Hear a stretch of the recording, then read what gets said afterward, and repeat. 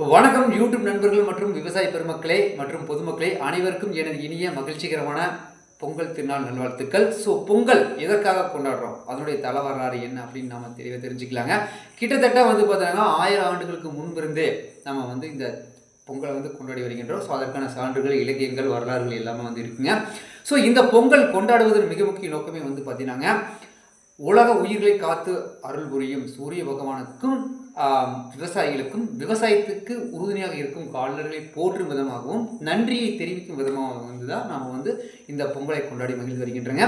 So பொங்கலில் பார்த்தீங்கன்னா first போகி பண்டிகை, அதுக்கப்புறம் பார்த்தீங்கன்னா தை பொங்கல், ஸோ 2வது, 3வது பார்த்தீங்கன்னா மாட்டுப் பொங்கல், 4வது பார்த்தீங்கன்னா காணும் பொங்கல். ஸோ இப்படி படிப்படியாக நம்ம கொண்டாடுறோங்க.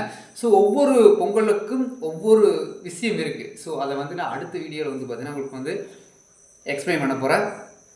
வெயிட் பண்ணுங்கள்.